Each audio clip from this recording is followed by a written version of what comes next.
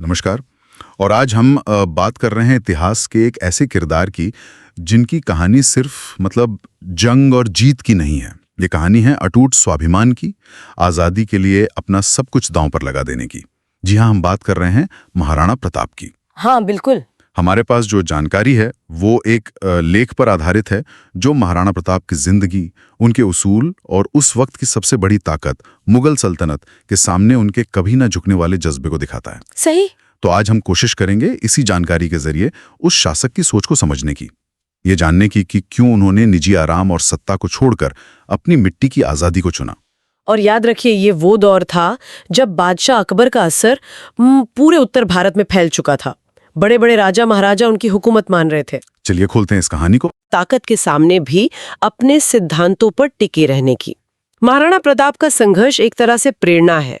तो कहानी शुरू होती है 9 मई 1540 से। कुंभलगढ़ का किला, राजस्थान, यहीं महाराणा प्रताप का जन्म हुआ। उनके पिता थे महाराणा उदय सिंह द्वितीय, मेवाड़ के शासक, और मां महारानी जयवंताबाई। कहते हैं मां ही उनकी पहली गुरु थी जिन्होंने वीरता और अच्छे संस्कार दिए। हाँ, और लेख में भी ये बात आती है कि बचपन से ही उनमें वो लीडरशिप वाली बात थी, बहादुरी और इंसाफ का जज्बा था। ये सिर्फ राजकुमार वाले गुण नहीं थे, उनके खून में थे, जो बाद में उनके फैसलों की वजह बने। बिल्कुल। और हाँ, मेवाड़ की जो अपनी परंपरा थी उसका भी बहुत असर था। मेवाड़ ने हमेशा दिल्ली सल्तनत हो या मुगल बाहरी ताकतों का सामना किया था। वहां की हवा में ही वो बात थी, स्वतंत्रता, स्वाभिमान। तो प्रताप सिर्फ महल में नहीं पले बड़े, वो एक विरासत की छांव में बड़े हुए जहां झुकना सिखाया ही नहीं जाता था। यही शुरुआती साल थे जिन्होंने उस शख्सियत को घड़ा जिसने आगे इतिहास बनाया। और इसी शख्सियत का, इसी चरित्र का इम्तिहान हुआ जब अकबर की अधीनता मानने या लड़ने का सवाल आया। जैसा हमने कहा, माहौल बिल्कुल अलग था। जानकारी बताती है कि अकबर की ताकत उनकी डिप्लोमेसी के आगे। राजपुताना के कई बड़े नाम संधि कर चुके थे या करने वाले थे। हवा का रुख वही था। सही, एक तरह से प्रैक्टिकल फैसला था वो कई लोगों के लिए। लेकिन प्रताप ने उस रुख के खिलाफ जाने का फैसला किया। उनकी वो मशहूर प्रतिज्ञा है ना, जो उनके इरादे को दिखाती है। जब तक मेवाड़ को पूरी तरह आज़ाद नहीं करा लेता, महलों में नहीं रहूंगा, नरम बिस्तर पर नहीं सोऊंगा। कहीं कहीं घास की रोटी खाने और जमीन पर सोने की बात भी आती है। सार यही था कि जब तक लक्ष्य पूरा ना हो, ऐशो आराम नहीं। ये सिर्फ कोई इमोशनल बात नहीं थी, ये उनकी जिंदगी का मिशन बन गया। यहां से कहानी वाकई दिलचस्प हो जाती है। हाँ, और जरा सोचिए इस फैसले का मतलब क्या था उस वक्त। अकबर सिर्फ एक बादशाह नहीं, वो एक सुपर पावर की तरह थे, जिनके पास फौज थी, पैसा था, सब कुछ था। उन्हें सीधी चुनौती देना मतलब अपने राज्य को, अपने लोगों को, खुद को एक तरह से आग में झोंकना था। लेख भी इशारा करता है कि उस वक्त कई राजाओं ने इसे बेवकूफ़ी या आत्मघाती समझा होगा। उन्होंने समझौता चुना, जिसे शायद पॉलिटिकल रियलिज्म कहते हैं। प्रताप का रास्ता ठीक उल्टा था। ये सिर्फ जमीन का सवाल नहीं था, ये मेवाड़ की पहचान, राजपूतों के सम्मान और अपनी शर्तों पर जीने का सवाल था। सिद्धांत पहले, बाकी सब बाद में। और इसी टकराव का सबसे मशहूर, सबसे ज्यादा चर्चा में रहने वाला हिस्सा है हल्दी घाटी का युद्ध। लेख के मुताबिक 18 जून 1576 अरावली की पहाड़ियों के बीच वो मशहूर लड़ाई हुई। और यहाँ महाराणा प्रताप के साथ उनके घोड़े चेतक का नाम हमेशा के लिए जुड़ गया। चेतक की वफादारी और बहादुरी की कहानियां तो आज भी सुनाई जाती हैं। हाँ, चेतक अपने आप में एक किरदार बन गया इतिहास का। और एक दिलचस्प बात और, अकबर की सेना को लीड कौन कर रहा था? कोई मुगल सेनापति नहीं, बल्कि आमेर के राजा मान सिंह। वो भी एक राजपूत थे, अकबर के नवरत्नों में से एक। ये उस समय की राजपूताना की अंदरूनी पॉलिटिक्स को भी दिखाता है ना। बिल्कुल, ये बहुत जटिल स्थिति थी। लेख जोर देता है कि प्रताप की सेना गिनती में मुगल सेना से बहुत कम थी, शायद 1/3 या उससे भी कम। लेकिन इसके बावजूद उन्होंने और उनके साथियों ने, खासकर भील सैनिकों ने, जो बहादुरी दिखाई वो कमाल की थी। अगर हम इस युद्ध को बड़े परिप्रेक्ष्य में देखें तो जैसा लेख भी कहता है, मिलिट्री के लिहाज से ये शायद इनकन्क्लूसिव रहा, कोई साफ विजेता नहीं। हाँ, प्रताप को पीछे हटना पड़ा, लेकिन मुगल सेना भी न तो मेवाड़ पर कब्जा कर पाई, न प्रताप को पकड़ पाई। लेकिन इस युद्ध की अहमियत हार जीत से कहीं ज्यादा है। ये प्रताप के हौसले, उनके सैनिकों की वफादारी और आज़ादी के लिए सब कुछ लुटा देने के जज्बे की निशानी बन गया। और मान सिंह का होना इसे सिर्फ मुगल बनाम मेवाड़ नहीं बल्कि राजपूताना के अंदर ही दो सोच का टकराव बना देता है। सल्तनत के साथ मिल जाओ या अपनी आजादी पर अड़े रहो।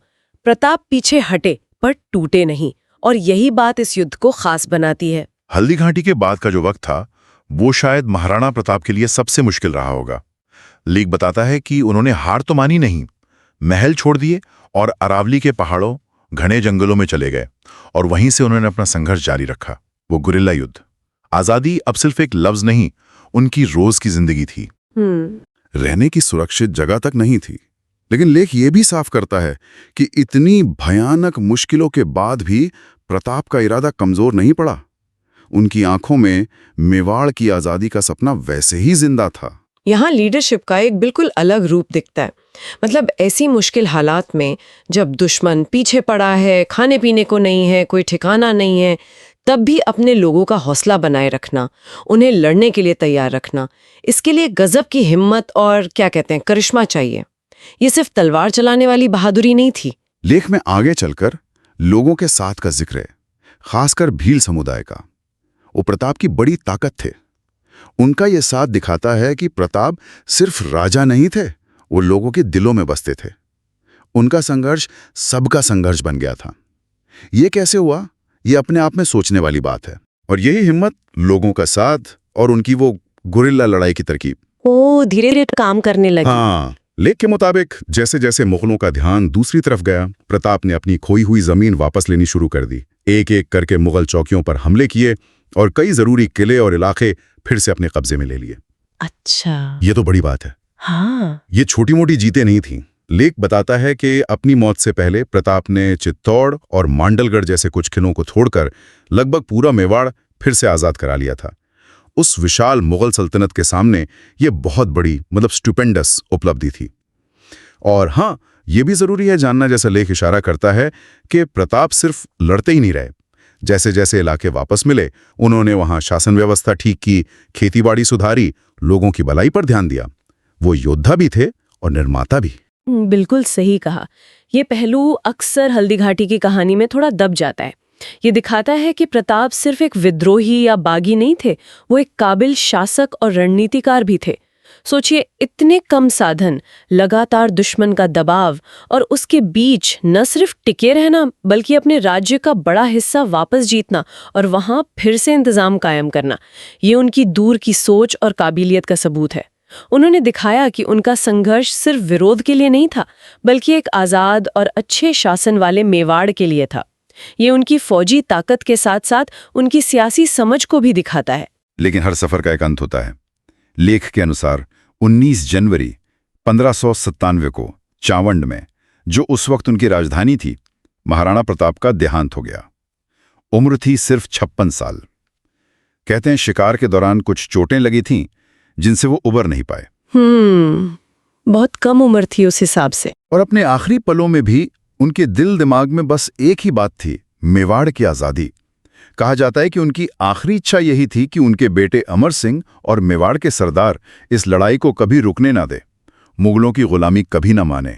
ये उनकी पूरी जिंदगी का, उनके पूरे संघर्ष का निचोड़ था, एक मशाल जो वो अगली पीढ़ी को दे रहे थे। तो इस सब का सार क्या निकलता है?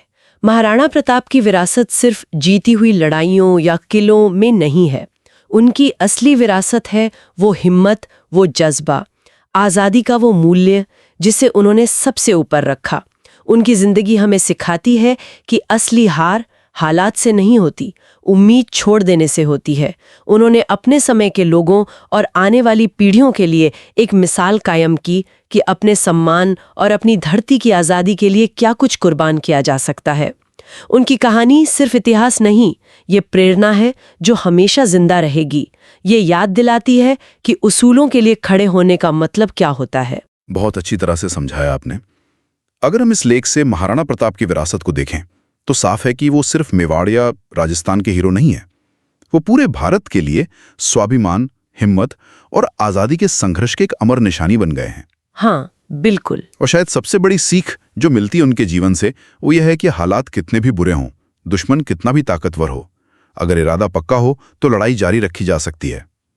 अपने उसूलों पर टिके रहना, शायद यही महाराणा प्रताप का सबसे बड़ा पैगाम है। और आखिर में हमारे सुनने वालों के लिए एक सवाल छोड़ जाते हैं। ये जानकारी हमें दिखाती है कि कैसे एक इंसान ने बहुत कम साधनों के साथ उस वक्त की सबसे बड़ी सियासी और फौजी ताकत के सामने अपने उसूलों और आज़ादी के लिए सब कुछ दांव पर लगा दिया। आज की दुनिया में ज़ाहिर है मुश्किलें अलग हैं, शायद तलवार और किलों की लड़ाइयाँ नहीं है, लेकिन दबाव, समझौते करने का लालच और अपने मूल्यों पर टिके रहने की चुनौती वो आज भी उतनी ही असली है। महाराणा प्रताप की कहानी हमें सोचने पर मजबूर करती है कि हमारी अपनी जिंदगी में, हमारे अपने दौर में वो कौन से उसूल हैं जिन पर हम कोई समझौता नहीं करना चाहेंगे और उनके लिए खड़े होने का मतलब क्या है, खासकर तब जब ऐसा करना आसान ना हो।